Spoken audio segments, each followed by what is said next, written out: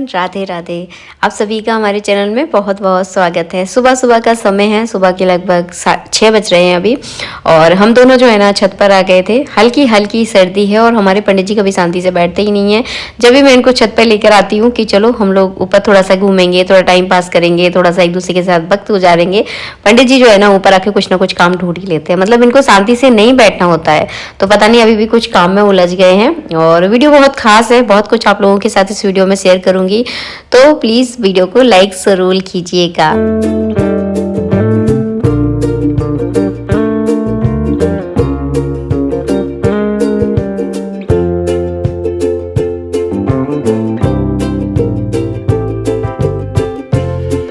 लक्ष्मी प्राप्त करने का सरल उपाय, और ये हवन जो है ना गुप्त रूप से ही किया जाता है, तो ध्यान से इस वीडियो को देखिएगा। और इस हवन को आप चाहे तो सुबह कर सकते हैं, आप चाहे तो शाम को कर सकते हैं, लेकिन ये हवन कभी किसी के सामने नहीं किया जाता है। तो आप अक्सर पूछते हो दीदी अपना हवन बताओ, पंडित जी कौन सा हवन करते हैं, तो वो हवन अक्सर मैं आपको वीडियो में दिखाती हूँ, लेकिन मैं पूरा कभी नहीं दिखाऊंगी क्योंकि कुछ चीजें छुपा कर की जाती हैं। तो आज मैं आप लोगों के साथ एक बहुत सरल तरीका बताने वाली हूँ। खैर पंडित जी जो हवन करते हैं वो तरीका तो आप कर भी नहीं पाओगे क्योंकि वो बहुत बड़ा तरीका है। एक रोज पूजा पाठ करने वाला ब्राह्मण ही उस हवन को कर सकता है, लेकिन मैं आप लोगों के लिए एक बहुत सरल तरीका लेकर आई हूँ। आप इस विधि से हवन कीजिएगा, आपको बहुत ज्यादा लाभ होगा। सबसे पहले पंडित जी ने यहाँ पर कपूर में जो है ना अग्नि प्रज्वलित की है। जब भी आप कोई हवन करते हैं तो सबसे पहले अग्नि प्रज्वलित की जाती है। तो कपूर के टुकड़े में यहाँ पे सबसे पहले अग्नि प्रज्वलित की है। उसके ऊपर जो है ना गाय के गोबर का उपला रख दिया है। अगर बाई चांस अगर आपके पास गाय के गोबर का उपला नहीं है तो आप जो हवन की संविदा होती है यानी लकड़ियां होती हैं उस पर भी हवन कर सकते हैं, लेकिन उपला अगर मिलता है गाय के गोबर का तो वो ज्यादा सही है। इसके बाद जो है ना प्रजापत्य देवताओं की 5 आहुतियां दी जाती हैं। तो यहाँ पर गाय के शुद्ध घी से 5 आहुतियां पंडित जी जो है ना इस तरह से दे रहे हैं। साइड में जो अर्घा रखा है उसमें है जल, देखिए इस तरह से देना है, आप लोग ध्यान से देखिएगा। इसके बाद जो है ना गौरी गणेश के नाम की आहुति दी है। गाय के देसी घी का ही आपको प्रयोग करना है। और एक बात का ध्यान रखिएगा, अगर आप महिला हैं तो केवल गाय के घी से ही आहुति ना दे, इस बात का ध्यान रखें। आप जो है ना साकल्य का यहाँ पर प्रयोग करें। तो साकल्य जो है ना आपको मार्केट से बना बनाया मिल जाएगा। अगर आप साकल्य बनाने की विधि देखना चाहते हैं तो मुझे कमेंट करें और आप साकल्य में देसी घी मिलाकर फिर उससे आहुति दें, अगर आप महिला हैं तो।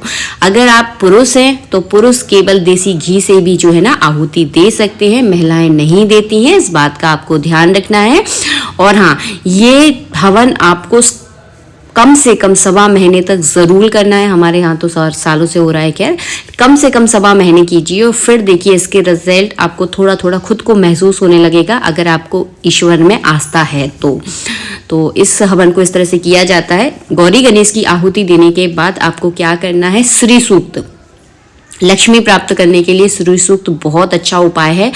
तो वो थोड़ा सा बड़ा है, जिनको पूजा पाठ बहुत अच्छे से आती है, जिन लोगों ने श्री सूक्त किया है वो आसानी से इस हवन को कर लेंगे। लेकिन जिनको पूजा पाठ इतना नहीं आता है, जो मंत्र ज्यादा नहीं पढ़ पाते हैं, वो लोग क्या करें, तो लक्ष्मी जी का कोई भी मंत्र जो आपका गुरु से दिया गया हो या फिर आपको आता हो, अगर नहीं आता है तो मैं डिस्क्रिप्शन में दे दूंगी, तो उस मंत्र से जो है ना 21 आहुतियां रोज आपको इस तरह से देनी है। महिला है तो साकल्य से दे, उसमें देसी घी मिलाएं, अगर पुरुष है तो घी से आप आहुति दें। ठीक है, ध्यान से सुनिएगा मेरी बातों को। इस तरह से आहुति देनी है।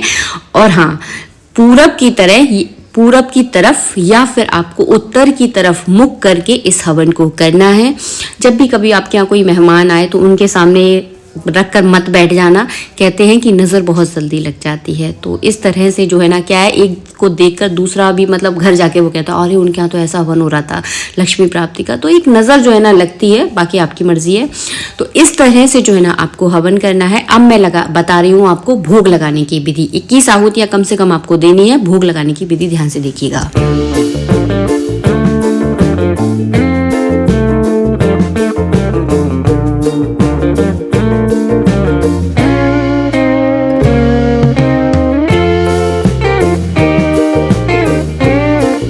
भोग में चाहिए होता है एक आपको पान का पत्ता। आप चाहें तो रोज पान के पत्ते का आप भोग लगा सकते हैं, लेकिन रोज अगर उपलब्ध ना हो पाए तो हर शुक्रवार के दिन आप पान के पत्ते का यूज जो है ना जरूर करें। तो हमने यहाँ पे एक पान का पत्ता ले लिया है। पान के पत्ते के ऊपर सबसे पहले गूगल रखा है। गूगल रखने के बाद इसमें पीली सरसों रखी है, छोटी सी एक मिश्री रख दी है, और हाँ, पान की पत्ते की डंडी जो है ना पंडित जी ने तोड़ ली है। इसमें थोड़ा सा घी रखा है, एक कमल गट्टा भी इसमें रखा गया है। दूर से आपको थोड़ा दिखाई नहीं दे रहा होगा, तो कमल गट्टा भी इसमें रखा है। एक इसमें इलायची रखनी है और इस तरह से फोल्ड करके जो है ना अग्नि में आपको भोग लगाना है। शुक्रवार यानी फ्राइडे के दिन आपको इसी तरह पान के पत्ते पर ये सारी चीजें रखकर भोग लगानी है। उसके बाद जो है ना इस तरह से घी का आपको 5 बार आचमन करवाना है। 5 बार आचमन जब आप घी का करवाएंगे तो ये पान का पत्ता आपने अग्नि में समर्पित किया है भोग स्वरूपी, तो ये जो है ना अच्छे से जो है ना अग्नि में समर्पित हो जाएगा और माता लक्ष्मी को ये अर्पित हो जाएगा, ताकि अग्नि जो है ना बुझेगी नहीं। तो इस तरह से जो है ना घी अर्पित करें। और रोज अगर पान का पत्ता अगर उपलब्ध नहीं हो पा रहा है तो मिश्री या बतासे का भोग जो है ना जरूर लगाएं। पीली सरसों लास्ट में जो है ना जरूर चढ़ाई जाती है। तो इस तरह से जो है ना आपको हवन करना है माता लक्ष्मी का। इसे गुप्त हवन कहा जाता है क्योंकि सबके सामने इस हवन को नहीं किया जाता है। भगवान के सामने आप बैठकर इस हवन को करें। और पहले ही बोल चुकी हूँ, टोटा टमला वाली चीज़ें मैं नहीं बताती हूँ आपको, तो ऐसा बिल्कुल ना सोचे कि कोई मैं टोटका वगैरह बता रही हूँ। तो ऐसा कुछ भी नहीं है, केवल साधारण से तौर से आप इस तरह से हवन करें। कहीं कोई चीज़ अगर समझ में नहीं आई है, कोई मंत्र अगर आपको नहीं आता है, तो मुझे कमेंट कर दीजिएगा। मैं डिस्क्रिप्शन में आपको पूरा लिख कर दूंगी।